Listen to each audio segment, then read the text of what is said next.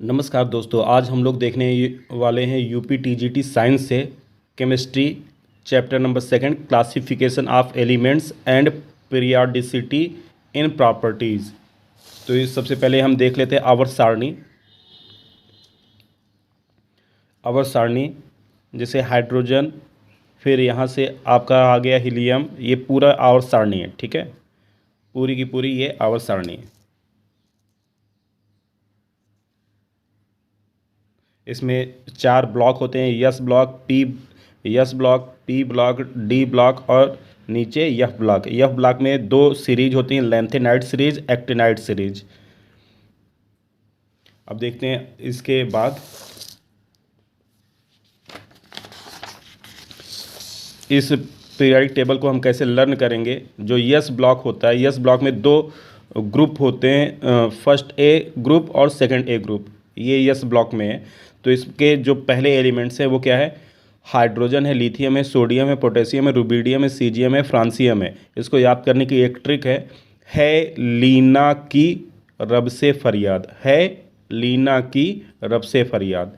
ये है से हो गया हाइड्रोजन, ली से हो गया लिथियम, और ना से हो गया सोडियम, की से हो गया पोटेशियम, आर रब से हो गया रुबिडियम, से हो गया सीजियम, और फरियाद से हो गया फ्रांसियम। अब सेकंड ए ग्रुप में बिन मैगी के सारी बारात, मतलब कि बिन मैगी के सारी बारात।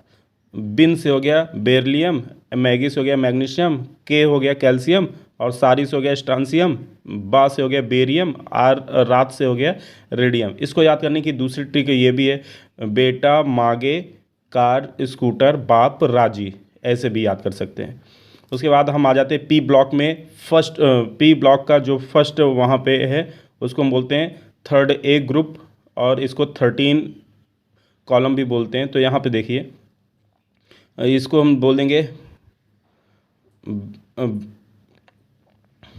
बोरान, एल्युमिनियम, गैलियम, इंडियम और थैलियम। तो बैगन, आलू, गाजर इन थैला, इसको याद करने की ट्रिक हो जाएगी। उसके बाद पी ब्लॉक में ही है कार्बन, सिलिकॉन, जर्मेनियम, टिन और लेड। तो इसको कहो सिया जी सुनो प्रभु, कहो सिया जी सुनो प्रभु। और ये हो जाएगा न्यूज़पेपर आज सब बिके, नाइट्रोजन, फास्फोरस, आर्सेनिक, एंटीमनी और बिस्मथ। और ये ओम सोम सबके टेलीफोन, ओम सोम सबके पास टेलीफोन। तो ये याद करने की ट्रिक हो जाएगी। दूसरा है फूल खिले बहार आई अति, बहुत ज़्यादा बहार आ गई, ऐसा बोल रहा है। और ये है ना अरकर 0 रन पर, मतलब वो 0 रन पे आउट हो गया। ऐसे हमको यस और पी ब्लॉक का है। उसके बाद हम देख लेते हैं, अब आ जाते हैं periodic table and periodic properties. अब यहाँ से हम इसकी थियरी करने वाले हैं। पहला है गुणों में समानता रखने वाले तत्वों की पहचान करना तथा उनके एक समूह में बनाने की परिघटना को वर्गीकरण कहते हैं। तत्वों के वर्गीकरण से उनका तुलनात्मक अध्ययन कम समय में सरलता से किया जा सकता है। तत्वों के वर्गीकरण के क्षेत्र में प्रथम प्रयास डोबेराइनर का था। डोबेराइनर के त्रिक लॉ ऑफ ट्रायड के अनुसार गुणों में समानता रखने वाले तत्वों के तीन के समूह में बीच वाले तत्व का परमाणु भार अन्य 2 तत्वों के परमाणु भार का औसत होता था। जैसे लिथियम, सोडियम, पोटेशियम। लिथियम का यहाँ पे 6.9 या 7 जनरली माना जाता है। सोडियम का है कितना, 23, और ये पोटेशियम का है 39। तो इसमें 7 और 39 को ऐड करेंगे तो 46 हो गया, 2 से डिवाइड किया तो 23 आ गया। ये सोडियम का है। सेम ऐसे इधर यहाँ पे किया गया है, ठीक है। अब इसके बाद डोबेराइनर का कंप्लीट हो गया। अब आते हैं न्यूलैंड के ऑक्टेव रूल के अनुसार यदि तत्वों को उनके परमाणु भार के बढ़ते क्रम में व्यवस्थित किया जाए तो संगीत के सुरों की तरह प्रत्येक 8वां तत्व पहले तत्व से गुणों में समानता प्रदर्शित करता है। जैसे ली बे बी सी नाफ ना मागे अलसी।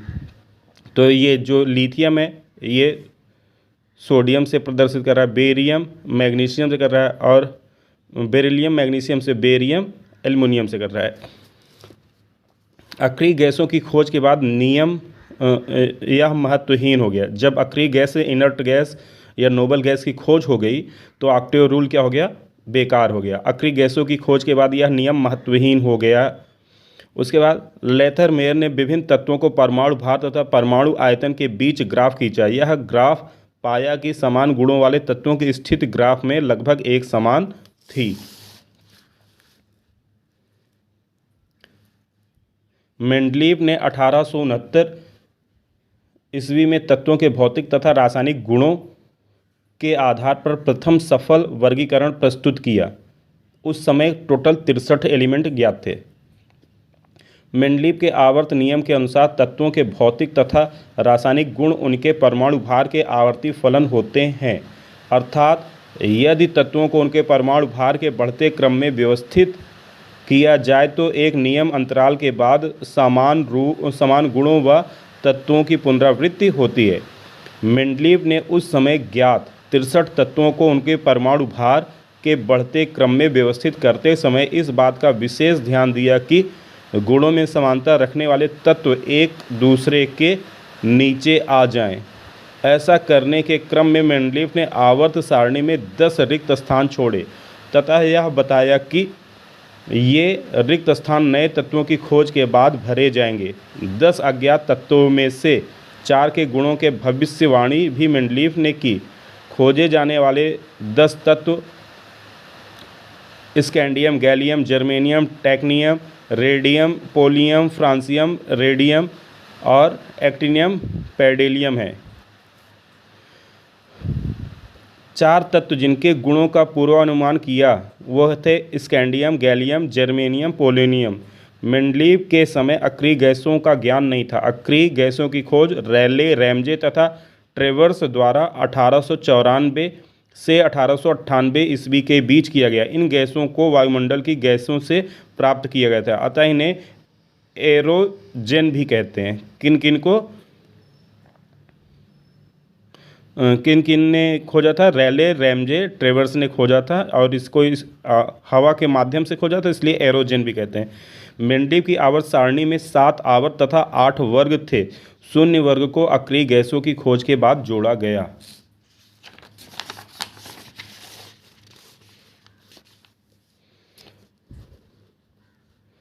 मेंडलीव की आवर्त सारणी की कमियां, इनकी कमियां भी थी। कौन कौन सी कमियां थी देख रहे हैं हम।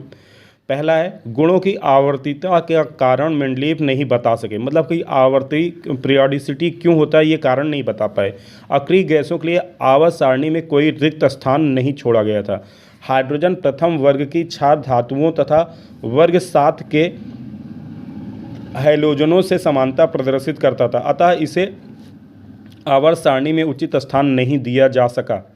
समस्थानिकों को आवर्त सारणी में उचित स्थान नहीं दिया जा सका। कई स्थानों पर गुणों में असमानता रखने वाले तत्वों को एक वर्ग में तथा समानता रखने वाले तत्वों को अलग अलग वर्ग में रखा। जैसे यहाँ पे first A group yes block का है तो इसमें ली ना की रब से फरियाद, और यहाँ पे फर्स्ट ए में, यहाँ पे बी में है कॉपर, सिल्वर और ऑरम गोल्ड।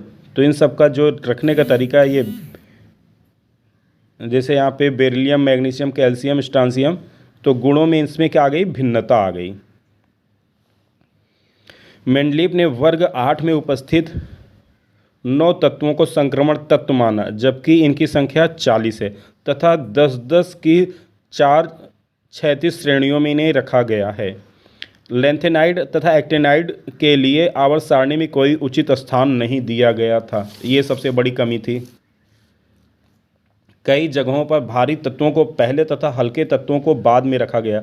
जैसे ये 6 और 7 आवर्त में क्या है, ऑक्सीजन,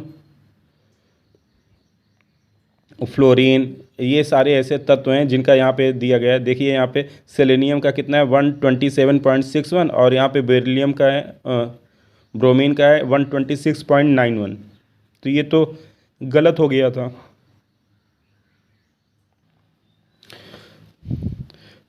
उसके बाद आए मोज़ले। मोज़ले 1913 में आए। तत्वों के एक एक नए मूल गुण परमाणु क्रमांक की खोज की। मतलब परमाणु क्रमांक की खोज किसने की? मोज़ले ने।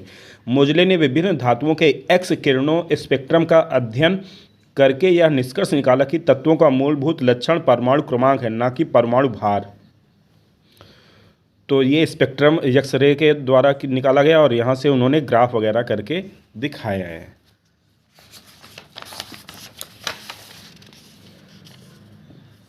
उपरोक्त अध्ययन के आधार पर मोज़ले ने आधुनिक आवर्त नियम प्रस्तुत किया, जिसके अनुसार तत्वों के भौतिक तथा रासायनिक गुण उनके परमाणु क्रमांक के आवर्ती फलन होते हैं। अर्थात यदि तत्वों को उनके परमाणु क्रमांक के बढ़ते क्रम में व्यवस्थित किया जाए तो एक नियमित अंतराल के बाद समान गुणों वाले तत्वों की पुनरावृत्ति होती है। गुणों की पुनरावृत्ति का कारण इलेक्ट्रॉनिक विन्यास की समानता है। जैसे 2, 8, 8, 18, 18 तथा 32 के अंतराल पर समान इलेक्ट्रॉनिक विन्यास प्राप्त होता है, जिसके कारण गुणों में पुनरावृत्ति होती है। उपरोक्त संख्याओं को जादुई संख्याएं, मैजिक नंबर भी कहते हैं। मेंडलीव की आवर्त सारणी के प्रत्येक वर्ग को 2 उपवर्गों में विभाजित किया गया।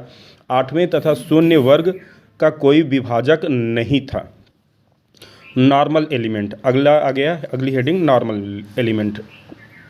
यस तथा पी ब्लॉक के तत्वों को इलेक्ट्रॉनों का वितरण इलेक्ट्रॉनिक विन्यास के सामान्य नियमों के अनुसार होता है। इनके इलेक्ट्रॉनिक विन्यास में कोई अपवाद नहीं मिलता, अतः इन तत्वों को सामान्य तत्व कहते हैं।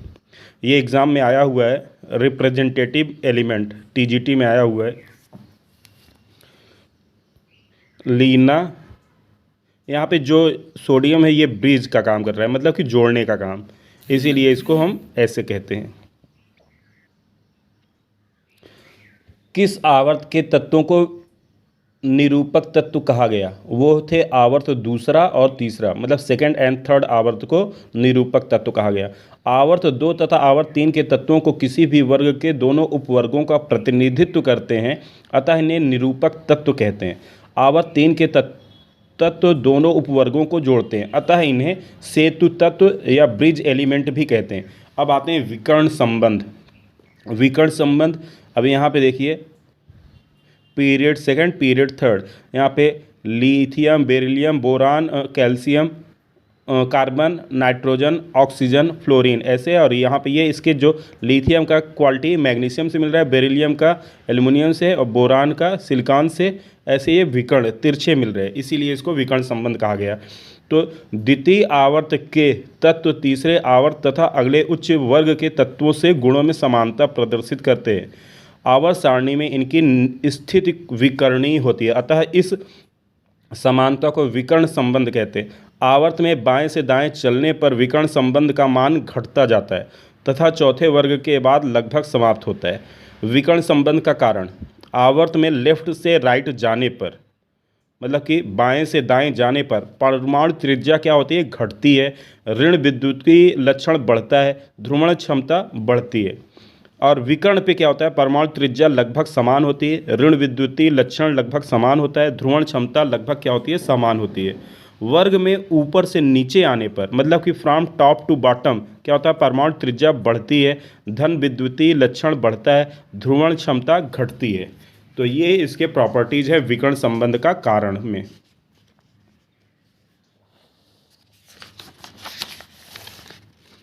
अब आगे अगली हेडिंग, आईयूपीएसी नॉमेनक्लेचर कैसे करेंगे? तत्वों के आईयूपीएसी नेम।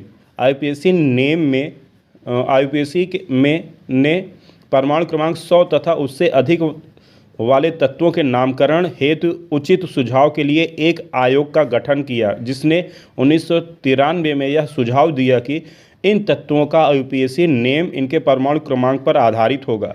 दूसरा, आईयूपीएसी नेम के 3 खंड होंगे। प्रथम खंड परमाणु क्रमांक के सेकंड के अंक को, द्वितीय खंड दाईं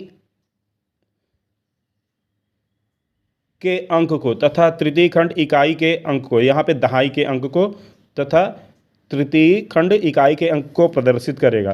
प्रत्येक खंड के प्रथम अल्फ़ाबेट से तत्व का प्रतीक प्राप्त किया जाएगा। इन नामों का प्रयोग तब तक होगा जब तक कि यूपीएससी द्वारा किसी नाम की मान्यता नहीं दी जाती।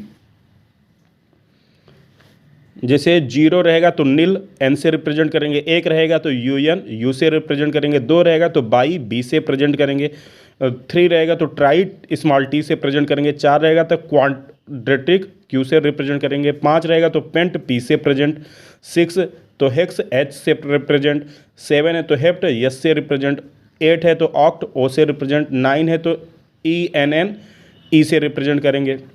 अब पांचवा, ये टीजीटी 2011 में आया हुआ है, नाम के अंत में आई यू एम या यू एम के साथ होगा। जैसे 100 है, 100 में एक नंबर है, एक नंबर के लिए यूएन आएगा तो यूएन लिख दिया। उसके बाद 0 था इसलिए नील और आई यू एम, तो ये हो गया यू एन एन। तो इस तरीके से इसका नामकरण हो गया। तो ये हमारा मेन महत्व है। 101 रहेगा तो 1 के लिए यूएन आ गया और 0 के लिए नील आ गया, और फिर 1 है तो यूएन आ गया, फिर नियम लगा दिए आई यू एम, और इस तरीके से यूपीएससी नाम ये पूरा बन गया, जिसकी बाद में खोज हुई। जैसे 100 वाले को फर्मियम कहा गया, 101 वाले को मेंडेलियम या एमडी से रिप्रेजेंट किया गया, 102 को नोबेलिडियम एनबी से रिप्रेजेंट किया गया, 103 को लॉरेंसियम एलआर से रिप्रेजेंट किया गया, 104 को रदरफोर्डियम आरएफ से रिप्रेजेंट किया गया, 105 को डिब्नियम डीबी से रिप्रेजेंट किया गया, 106 को सीबेरियम एसजी से रिप्रेजेंट किया गया, 107 को बोहरियम बीएस से रिप्रेजेंट किया गया, 108 को हार्मोनियम एचएस से रिप्रेजेंट किया गया, 109 को मेथ्रियम एमटी से रिप्रेजेंट किया गया, 110 को ड्रांसिडियम डीएस से रिप्रेजेंट किया गया। और इस तरीके से ये पूरा यूपीएससी नामक्लेचर यहाँ पे हो गया कंप्लीट। अब आते हैं अगले वाले पे। अब 111 रहेगा तो यूएन, तो अब तक इस 4 से खोजे जा चुके हैं। ये इतनी सारी चीज़ें खोजी गई हैं। अगली खोजे जाने वाली अक्रिय गैस का परमाणु क्रमांक 118 है।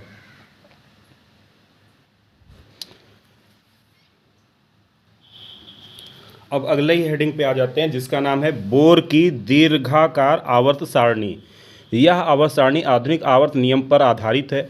बोर ने इलेक्ट्रॉनिक विन्यास के आधार पर इसे 4 खंडों में विभाजित किया है, अतः इसे बोर की आवर्त सारणी भी कहते हैं। इस आवर्त सारणी की डिज़ाइन रेंज या वर्नर नामक वैज्ञानिकों ने की, अतः इस सारणी के निर्माण में बोहर, रेंज तथा वर्मर 3 वैज्ञानिकों का योगदान है। इस आवर्त सारणी में 4 खंड हैं। पहला एसपी डी तथा एफ, इसमें 18 वर्ग है तथा 7 आवर्त हैं।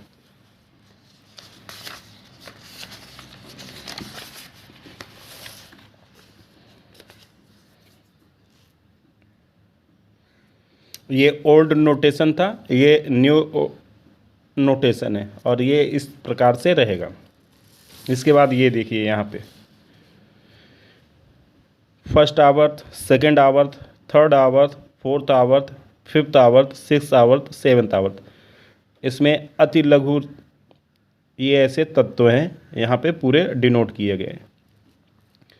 अब अगला एक क्वेश्चन इसी में बना है कि किस आवर्त को दीर्घ तत्व कहा गया, या दीर्घ आवर्त में कितने तत्व हैं।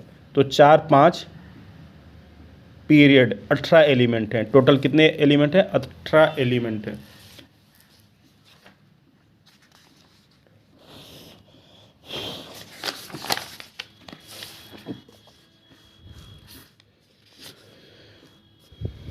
छठवें आवर्त का विन्यास 6s, 4f, 5d, 6p, ये 2011 टीजीटी में आया था। प्रत्येक आवर्त यस उपकोष से शुरू होता है तथा पी उपकोष के साथ खत्म होता है। आवर्त प्रारंभ अंत, यहाँ पे प्रथम आवर्त 1s और अंत भी इसी से होगा, और द्वितीय आवर्त 2s से शुरू होगा और 2p पे ख़त्म होगा। तृतीय 3s से शुरू होगा, 3p पे ख़त्म होगा। 4s 3d से 4p पे आएगा। तो इस तरीके से अब हम वर्ग को पढ़ेंगे, जिसको इंग्लिश में ग्रुप कहते हैं। वर्टिकल कॉलम होता है 18, प्रत्येक वर्ग के तत्व आपस में समानता रखते हैं, अतः इन्हें एक परिवार का तत्व कहा जाता है। प्रथम वर्ग मतलब फर्स्ट ए ब्लॉक में क्या हो जाता है, क्षार धातुएं, क्योंकि इनके ऑक्साइड तथा हाइड्रोक्साइड क्षारीय होते हैं। द्वितीय वर्ग क्षारीय मृदा धातुएं,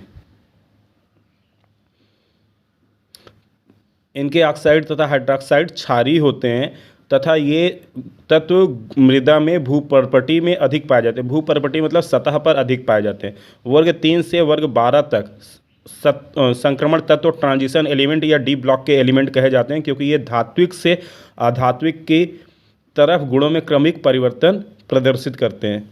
वर्ग 13 बोरान फैमिली है। वर्ग 14 कार्बन फैमिली है। वर्ग 15 निकोजेन फैमिली है। वायु का निर्माण करने वाले को निकोजेन फैमिली कहते हैं, ये इंपॉर्टेंट पॉइंट है। और वर्ग 16 कैल्क्रोजेन फैमिली, अयस्क बनाने वाले तत्व वर्ग 16 में। वर्ग 17 हैलोजन फैमिली, रंगीन होते हैं तथा समुद्री लवण का निर्माण करते हैं, मतलब समुद्री नमक का निर्माण करते हैं। वर्ग 18 एरोजेन फैमिली, अक्रिय गैसें, नोबल गैसें, वायुमंडलीय गैसें से प्राप्त करते हैं, रासायनिक अपक्रिया नहीं करते। यस ब्लॉक के तत्व, जिन तत्वों के अंतिम विभेदी इलेक्ट्रॉन बाह्य कोश के यस उपकोश में प्रवेश करते हैं उन्हें यस ब्लॉक तत्व कहते हैं। सामान्य इलेक्ट्रॉनिक विन्यास NS1 से लेकर 2 तक रहेगा। सारणी में सबसे बाईं तरफ प्रथम व द्वितीय वर्ग में रखे गए हैं। इलेक्ट्रॉनिक विन्यास के अनुसार हीलियम यस ब्लॉक का तत्व है, किंतु गुणों की समानता के आधार पर इसे पी ब्लॉक में वर्ग 18 की अक्रिय गैसों के साथ रखा गया है। चूने का पानी कैल्शियम हाइड्रोक्साइड का जल में वास्तविक विलयन होता है। पुताई के लिए कैल्शियम हाइड्रोक्साइड का जल में निलंबन बना कर प्रयोग करते हैं।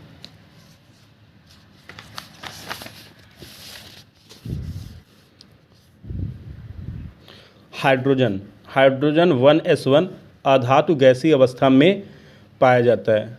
Lithium 1s2 2s2 helium 2s पाया जाता है। सोडियम Ne नियान और 3s1।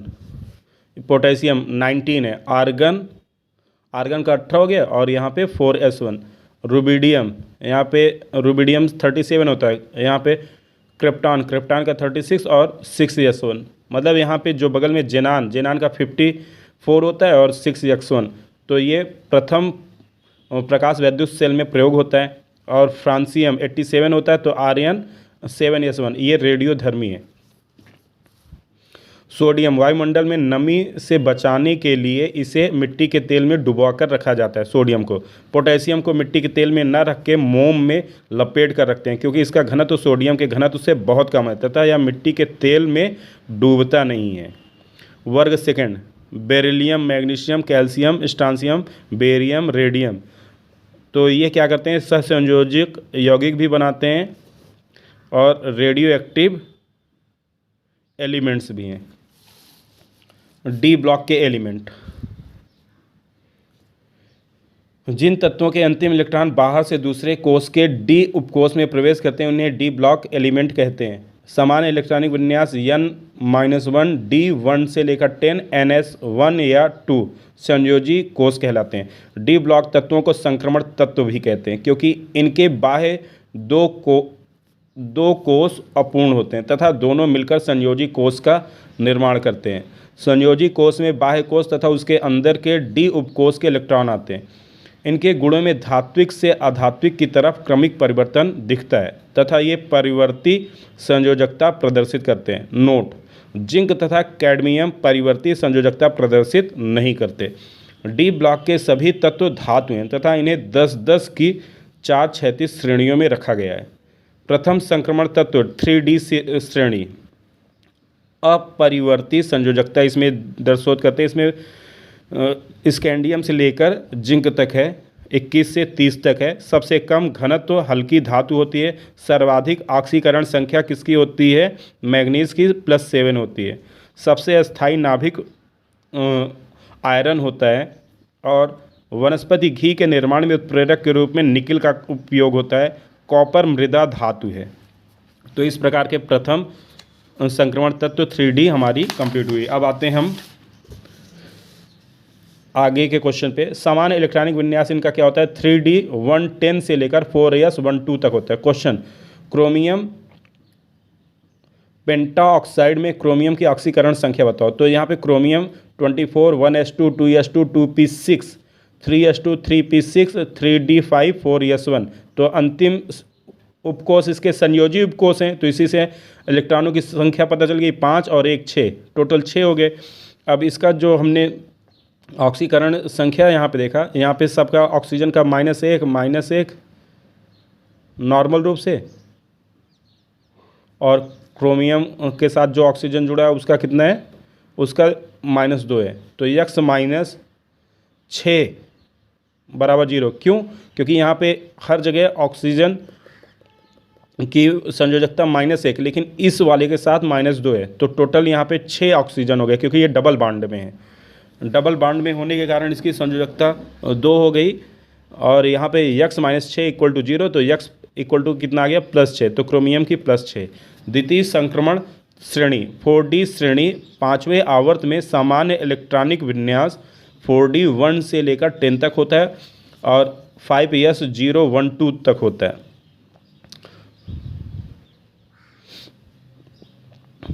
तो इसमें जर्कोनियम, नोबेडियम, टेक्नियम, रुबिथियम, रोडियम, पैडलियम, ये सारी चीज़ें होती हैं। तो प्रथम मानव निर्मित तत्व क्या है? टेक्टिनियम में।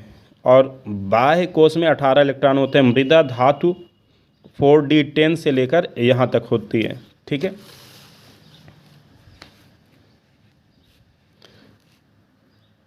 तृतीय संक्रमण श्रेणी 5D श्रेणी 6वें आवर्त में 5D 1 to 10 6x1 होता है। तो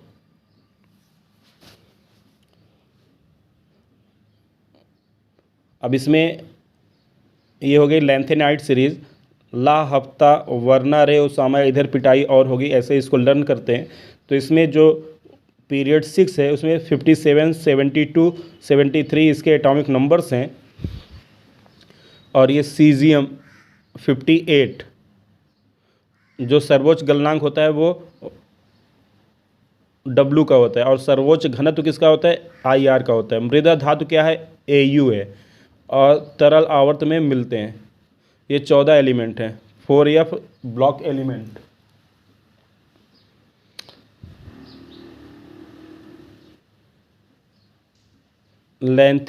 लैंथेनाइज और लैंथेनोड्स, क्योंकि लैंथेनम के बाद के ये 14 तत्व गुणों में लैंथेनम से समानता प्रदर्शित करते हैं। यह ब्लॉक तत्वों में परमाणु क्रमांक परिवर्तन के साथ इनकी वर्ग संख्या में कोई परिवर्तन नहीं होता, अतः इसलिए इन पर वर्ग विस्थापन नियम लागू नहीं होता। चतुर्थ संक्रमण तत्व, चतुर्थ संक्रमण श्रेणी 6D श्रेणी 7वें आवर्त में 6D 110 से लेकर 7s1 तक होता है। तो ये AS, RF, DB, SG, BH, HS, MT, DS, RG, US तक होता है। और यहाँ पे ये पूरे 14 एलिमेंट होते हैं, क्योंकि ये यह ब्लॉक के एलिमेंट है। अंतिम तत्व जिसके नाम की IUPAC ने स्वीकृति प्रदान किया था। अब इसके बाद हम आएंगे अगले पॉइंट पे।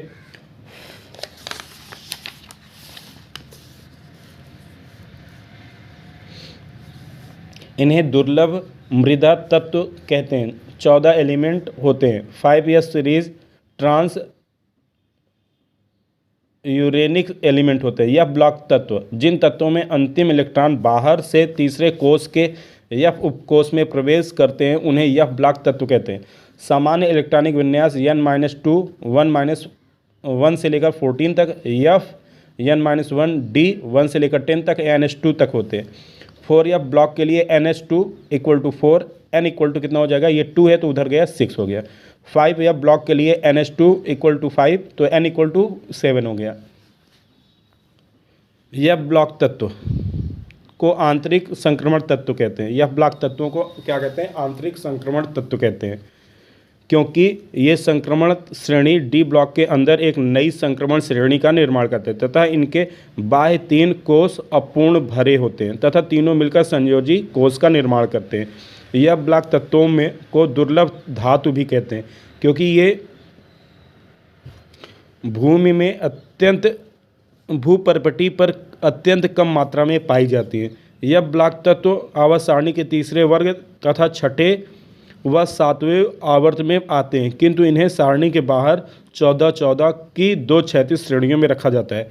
इन तत्वों को आवर्त सारणी के अंदर न रखने का कारण आवर्त सारणी के अनावश्यक प्रसार को रोकना है।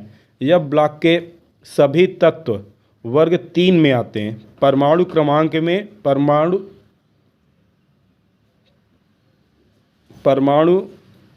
क्रमांक में परिवर्तन के साथ इनकी वर्ग संख्या में कोई परिवर्तन नहीं होता, अतः इन तत्वों पर समूह विस्थापन का नियम लागू नहीं होता है।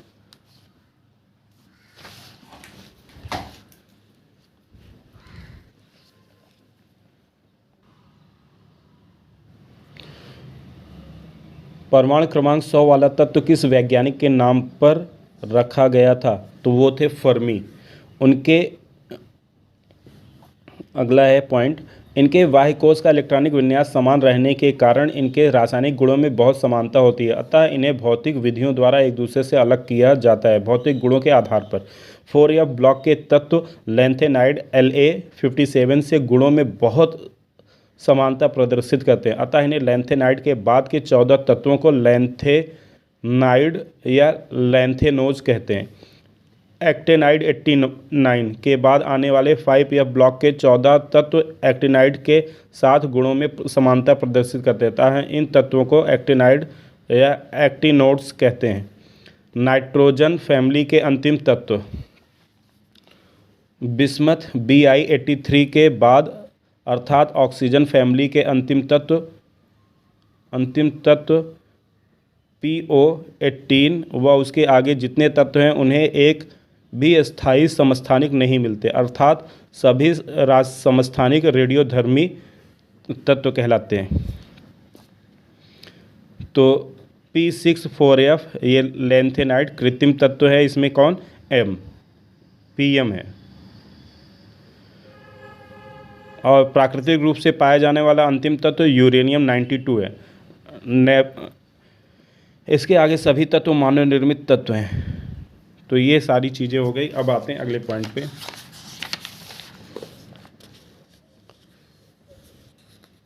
CF किस आवर्त का तत्व है? 7वें आवर्त का तत्व है। P ब्लॉक एलिमेंट जिन तत्वों के अंतिम इलेक्ट्रॉन बाह्य कोश के P उपकोश में भी प्रवेश करते हैं उन्हें P ब्लॉक तत्व कहते हैं। सामान्य इलेक्ट्रॉनिक विन्यास NH2 1 से लेकर 6 तक होता है। यस तथा P ब्लॉक तत्वों के इलेक्ट्रॉनिक विन्यास में कोई अपवाद नहीं मिलता, अतः इन्हें इन तत्वों को सामान्य तत्व कहते हैं। P ब्लॉक में धातु अधातु धातु उपधातु तथा अधातु सभी आते हैं। 13 14 15 16 17 18 ये रंगीन तत्व सभी गैसें हैं। तो इसमें 17 और 18 क्या हैं? ये 17 वाले रंगीन तत्व हैं और 18 वाले सभी गैसें हैं।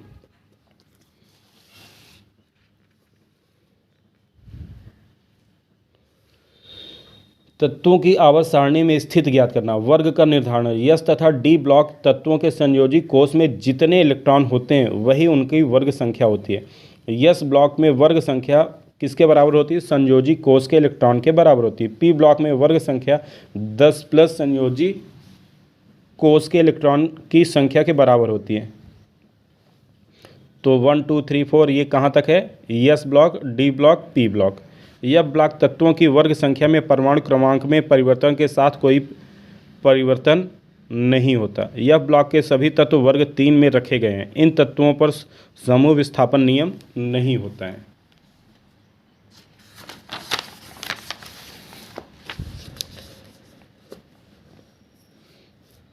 आवर्त का निर्धारण। किसी तत्व के बाह्य इलेक्ट्रॉन की मुख्य क्वांटम संख्या उसके आवर्त संख्या के बराबर होती है। किसी तत्व का अंतिम इलेक्ट्रॉन जिस उपकोष में प्रवेश करता है उसी ब्लॉक में वह तत्व आता है। जैसे फेरियम 26, वह इलेक्ट्रॉन आवर्त 4 है, संयोजी कोष 8 है, अंतिम इलेक्ट्रॉन वर्ग में ये हो जाएगा के क्रम में के आधार पर होता है। वह इलेक्ट्रॉन नाभिक से दूरी तथा उपकोष में मुख्य क्वांटम संख्या के आधार पर है। आवरण प्रभाव, जिसको स्क्रीनिंग इफेक्ट कहते हैं, इंपॉर्टेंट है ये। जब परमाणु नाभिक बाह्य कोष के इलेक्ट्रॉन को अंदर की तरफ खींचता है, अंदर के कोष के इलेक्ट्रॉन तथा बाह्य कोष के अंदर के इलेक्ट्रॉन उस इलेक्ट्रॉन की बाहर की तरफ प्रतिकर्षित करते हैं। परिणाम स्वरूप बाह्य कोष के इलेक्ट्रॉन पर नाभिक पर प्रभावी आकर्षण बल कम हो जाता है। इलेक्ट्रॉन के इस प्रभाव को आवरण प्रभाव कहते हैं।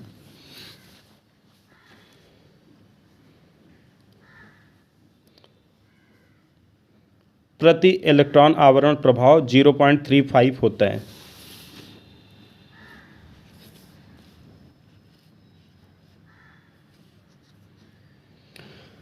प्रभावी नाभिकीय आवेश ZF, मतलब Z क्या हो गया, एटॉमिक नंबर, और EF मतलब इफेक्टिव।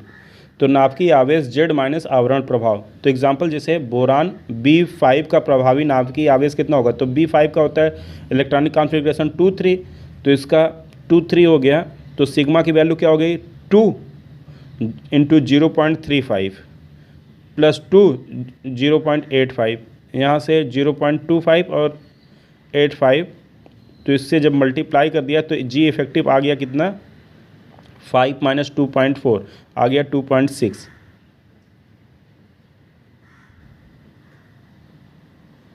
जी इफेक्टिव Z माइनस सिग्मा होता है, 1 minus 0 equal to 1।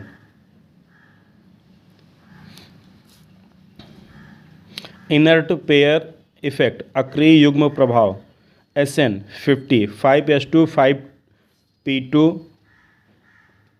SnCl2 SnCl4 एक कम क्रियाशील निष्क्रियता प्रदर्शित करता है। तो इस प्रकार से ये आपका कंप्लीट हो रहा है।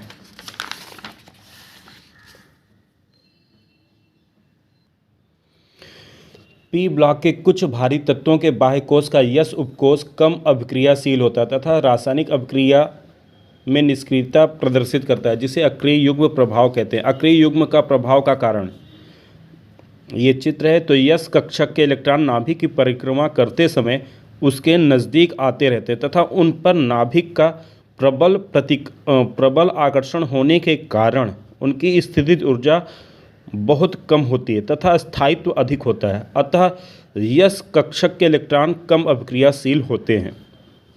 आवर्ती परिवर्तन, वर्ग में ऊपर से नीचे जाने पर नाभिक में उपस्थित प्रोटॉनों की संख्या बढ़ती है, अतः अक्रिय युग्म प्रभाव बढ़ता है। Sn+2 Sn+4 अधिक स्थायी होगा, Pb+2 Pb+4 कम स्थायी होगा। वर्ग में नीचे आने पर अक्रिय युग्म प्रभाव बढ़ता है। अक्रिय युग्म प्रभाव बढ़ने के साथ निम्नतम ऑक्सीकरण अवस्था का स्थायित्व बढ़ता है तथा उच्च ऑक्सीकरण अवस्था का स्थायित्व घटता है। लैंथेनाइड एक्टेनाइड कंस्ट्रक्शन, ये इंपॉर्टेंट पॉइंट है। आवरण प्रभाव, यस कक्षक सबसे बड़ा होगा, फिर उससे पी कक्षक, फिर डी कक्षक, फिर एफ कक्षक। ऑर्बिटल का फैलाव कम होता है यस कक्षक में और इस इलेक्ट्रॉन घनत्व अधिक होता है। आवरण प्रभाव अधिक होता है, यस कक्षक में आवरण प्रभाव अधिक होता है और एफ ब्लॉक में आवरण प्रभाव कम होता है। और एफ ब्लॉक का आवरण फैलाव अधिक होता है, इलेक्ट्रॉन घनत्व कम होता है। अब इसके बाद एफ ब्लॉक में लैंथनम तथा एक्टिनम के बाद के 14 तत्वों के परमाणु क्रमांक ने क्रमशः 1 से 14 तक की वृद्धि होती है तथा एफ उपकोष में 14 इलेक्ट्रॉन प्रवेश करते हैं। एफ उपकोष के ऑर्बिटल के बड़े आकार के कारण उनका आवरण प्रभाव कम होता है तथा प्रभावी नाभिकीय आवेश तीव्रता से बढ़ता है। परिणाम स्वरूप बाह्य कोष के इलेक्ट्रॉन अंदर की तरफ खिंच जाते हैं, जिसे लैंथेनाइड व एक्टिनाइड संकुचन कहते हैं। ये पीरियड 5 है, ये पीरियड 6 है।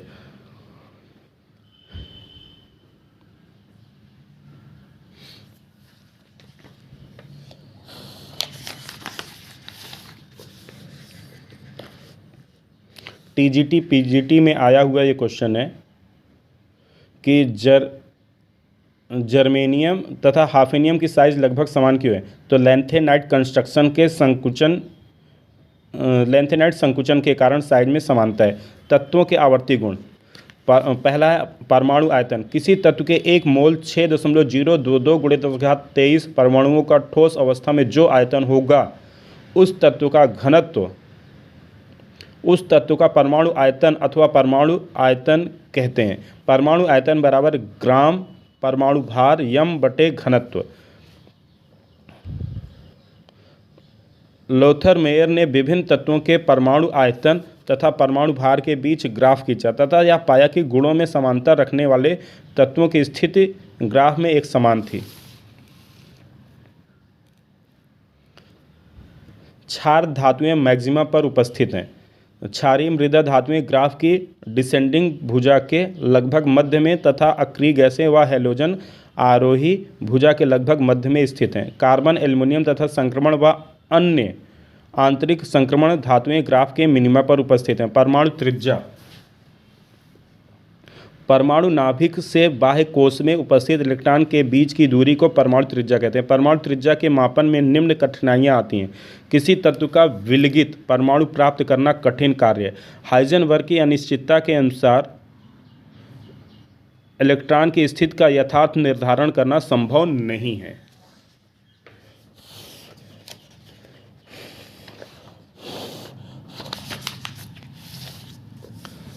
सहसंयोजक त्रिज्या। तो परस्पर सहसंयोजक एकल बंध से जुड़े किसी तत्व के 2 परमाणुओं की आंतरिक अंतर नाभिकीय दूरी के आधे को उस तत्व की सहसंयोजक त्रिज्या कहते हैं। सहसंयोजक त्रिज्या R covalent equal to DA - A/2 हो जाएगा। तो इसकी त्रिज्या माइनस यहाँ से कर देंगे, घटा देंगे तो आ जाएगा क्या, और उसका हाफ ले लेंगे तो सहसंयोजक त्रिज्या आ जाएगी। यदि दोनों परमाणु अलग अलग तत्वों से हैं तो उनके परमाणु त्रिज्याओं का योग अंतर्नाभिकीय दूरी के बराबर होगा। अंतर्नाभिकीय दूरी बराबर DA - B बराबर RA + RB। तो RA इक्वल टू क्या हो जाएगा, DA - B - RB। यदि परमाणुओं की वैद्युत इलेक्ट्रोस्टैटिक फोर्स ऋणात्मक में पर्याप्त अंतर है तो उनके ऊपर आंशिक विपरीत आवेश आ जाता है तथा उनके बीच एक अतिरिक्त वैद्युत स्थैतिक आकर्षण बल काम करता है। परिणाम स्वरूप उनके अंतर्नाभिकीय दूरी दोनों परमाणु त्रिज्याओं के योग से छोटी हो जाती है। DA - B is less than RA + RB। DA - B equal to RA + RB -0.09 XA similar XB। A व B की विद्युत ऋणात्मकता है।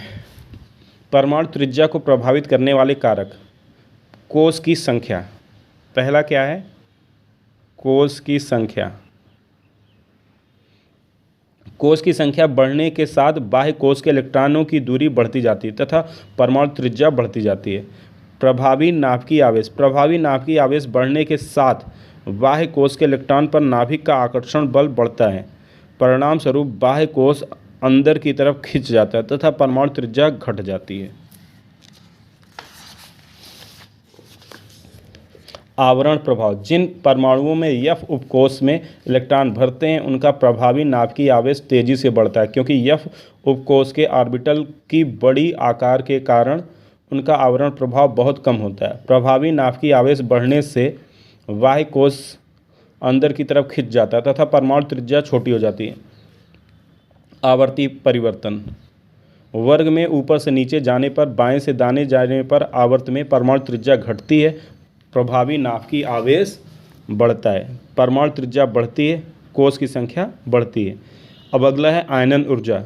विलगित गैसीय परमाणुओं से एक इलेक्ट्रॉन निकालने के लिए न्यूनतम जितनी ऊर्जा देनी पड़ती है उसे उस परमाणु की आयनन ऊर्जा कहते हैं। जैसे A9 प्लस आयनन ऊर्जा, तो ये हो गया, एक इलेक्ट्रॉन निकल गया तो A+9 प्लस इलेक्ट्रॉन तो IE1 हो गया।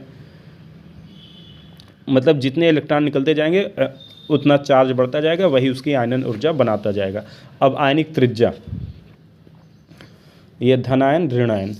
किसी आयन के नाभिक से जितनी दूरी पर उस आयन का आयनिक बंध पर प्रभाव होता है, अर्थात किसी आयन के नाभिक से जितनी दूरी पर उपस्थित विपरीत आवेशित आयन से वह आयन आयनिक बंध बनाने में सक्षम होता है उस दूरी को उस आयन की त्रिज्या कहते हैं। धनायन की त्रिज्या परमाणु से छोटी तथा ऋणायन की त्रिज्या से बड़ी होती है। R chlorine plus R chlorine minus less than R chlorine minus. तो आर एल्युमिनियम, एल्युमिनियम तो इसमें सबसे कार्बन का हो गया। तो धनायन की त्रिज्या परमाणु से छोटी तथा ऋणायन की त्रिज्या से बड़ी होती है। ऋणायन की त्रिज्या से बड़ी तथा धनायन की त्रिज्या से छोटी होती है, ये बताना था। तो ये धनायन वाले थे, ये धनायन से बड़ा। तो देखो यहाँ पे एक चार्ज है, यहाँ पे कोई चार्ज नहीं, यहाँ पे एक चार्ज, फिर दो चार्ज, तो जिसका कम चार्ज था वो बढ़ रहा है और यहाँ पे माइनस वाला बढ़ा है। तो इस प्रकार से है। ये TGT 2011 में आया हुआ है। ये भी है, सम इलेक्ट्रॉनिक आयनों में परमाणु क्रमांक बढ़ने पर परमाणु त्रिज्या घटती है। क्यों? क्योंकि यहाँ पे सम आयनिक बोला है, सम इलेक्ट्रॉनिक। तो कार्बन की 4 संयोजकता है, नाइट्रोजन की 3 है, ऑक्सीजन की 2 है, फ्लोरीन की -1 है, सोडियम की +1 है, मैग्नीशियम की +2 है, एल्युमिनियम तो ऐसे है। Z = 6 है। ये आपका टोटल।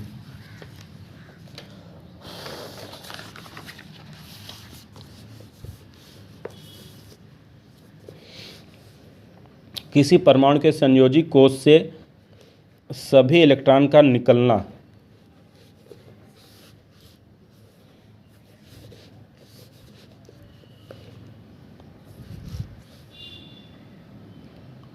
पर जो आयन प्राप्त होता है उसे कर्नल कहते हैं तथा सतह पर आने वाले कोश को कोर कहते हैं। धात्विक त्रिज्या, धात्विक बंध से जुड़े दो परमाणुओं की अंतर्नाभिकीय दूरी के आधे का धात्विक त्रिज्या कहते हैं। धातु के संयोजी कोश में इलेक्ट्रॉन की संख्या बढ़ने पर धात्विक बंध की प्रबलता बढ़ती है, परिणाम स्वरूप अंतर्नाभिकीय दूरी तथा परमाणु त्रिज्या घटती है। अब वांडर वाल्स त्रिज्या,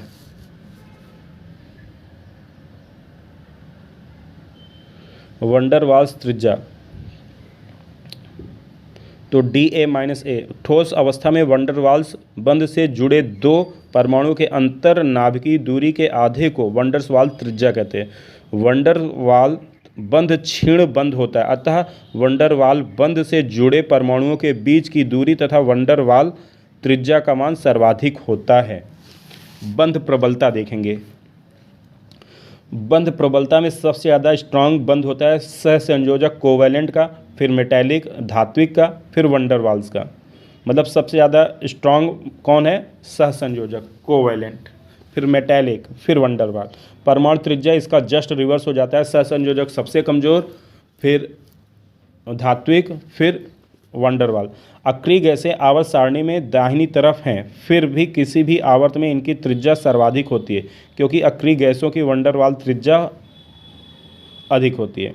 आयनन ऊर्जा को प्रभावित करने वाले कारक। परमाणु त्रिज्या, परमाणु त्रिज्या जितनी अधिक होगी बाह्य कोश का इलेक्ट्रॉन नाभिक से उतना ही दूर होगा तथा उस पर नाभिक का आकर्षण बल कम होगा।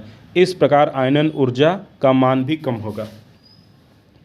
आयनन ऊर्जा ionisation energy is proportional to 1 radius. प्रभावी नाभिकीय आवेश IE = proportional to Z effective. प्रभावी नाभिकीय आवेश जितना अधिक होगा बाह्य कोश के इलेक्ट्रॉन पर नाभिक का आकर्षण बल उतना ही अधिक होगा, परिणाम स्वरूप आयनन ऊर्जा का मान भी उच्च होगा।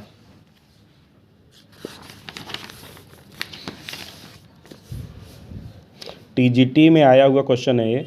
बाह्य कोश के इलेक्ट्रॉनिक संरचना अस्थायित्व अधिक होता है, अस्थायित्व अधिक होता है जब मतलब आधा आधा भरे तब भी अस्थायी अधिक है, जब पूरा भरे रहे तो भी अधिक है, जब अधूरा भरा रहेगा तो अस्थायित्व कम होगा, आयनन ऊर्जा का मान भी कम होगा।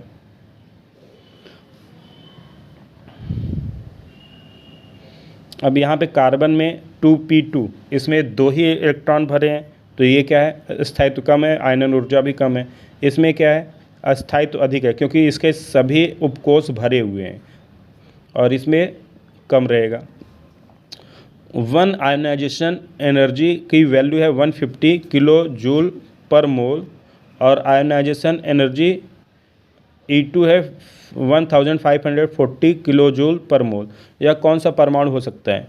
तो इलेक्ट्रॉन की असमान संख्या कम स्थायी होने के कारण निम्न आयनन ऊर्जा होती है 0 + 2p3 111। इलेक्ट्रॉन की समान संख्या अधिक स्थायी उच्च आयनन ऊर्जा होती है।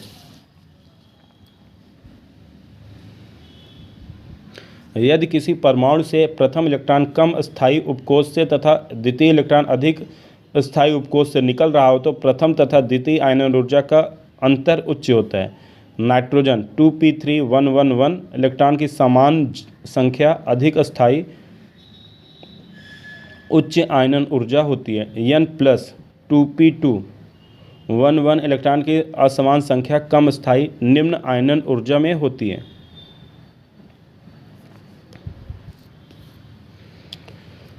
बाह्य कोश का इलेक्ट्रॉनिक घनत्व NOF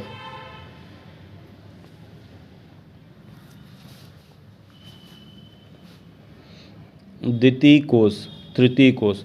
फ्लोरीन की परमाणु त्रिज्या कम है, इसका बाह्य कोश नाभिक के नज़दीक है। नाभिक का बाह्य कोश पर आकर्षण बल अधिक है, किंतु इसका द्वितीय कोश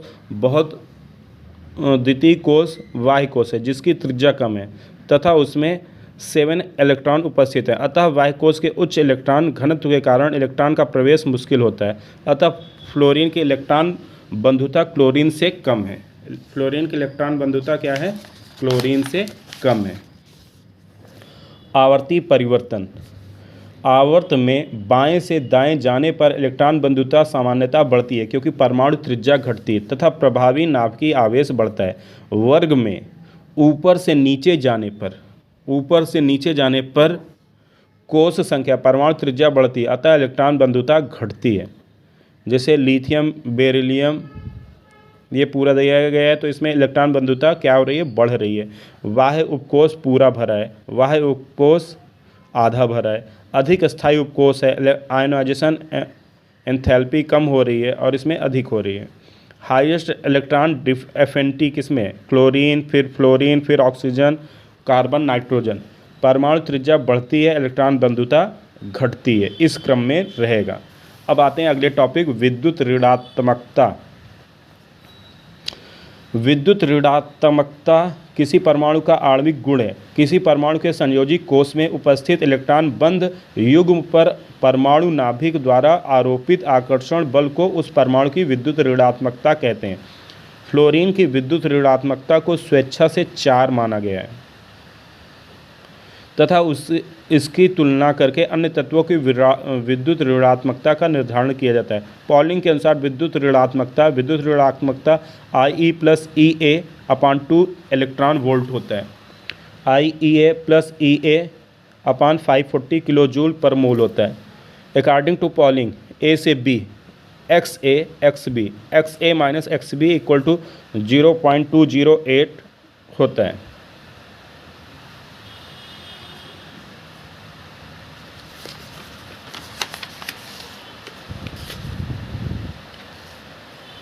यदि दो परमाणुओं की विद्युत ऋणात्मकता का अंतर 1.7 है तो सहसंयोजक बंध में 50% आयनिक लक्षण होता है। TGT में आया हुआ क्वेश्चन है प्रतिशत आयनिक लक्षण 1 - e⁻⁻⁴ XA - XB की होल स्क्वायर। अलर्ड और रक्षा के अनुसार X = 0.359 Z इफेक्टिव/R² + 0.744। मल्किन के अनुसार X = 0.374 IE + EA/2 + 0.17। मल्किन पैमाने पर EA का मान पॉलिंग पैमाने से 2.8 अधिक होता है। किसी आवर्त में बाएं से दाएं जाने पर विद्युत ऋणात्मकता बढ़ती है तथा वर्ग में ऊपर से नीचे जाने पर विद्युत ऋणात्मकता घटती है। तो यहाँ पे बढ़ते हुए दिखाया जा रहा है और यहाँ पे घटते हुए। आवर्त में बाएं से दाएं जाने पर इलेक्ट्रॉन बंधुता बढ़ती है, परमाणु त्रिज्या घटती है, विद्युत ऋणात्मकता बढ़ती है, नाभिकीय आवेश बढ़ता है। वर्ग में ऊपर से नीचे जाने पर इलेक्ट्रॉन बंधुता घटती है, परमाणु त्रिज्या बढ़ती है, विद्युत ऋणात्मकता घटती है, नाभिकीय आवेश घटता है, अक्रिय युग्म प्रभाव बढ़ता है। According to Fajans rule which cation has small size then they have greatest polarizing power, तो वो होगा lithium plus. In the periodic table, the metallic character decreases from left to right. However, the metallic character increases in the group from top to bottom, that is on decreasing a group.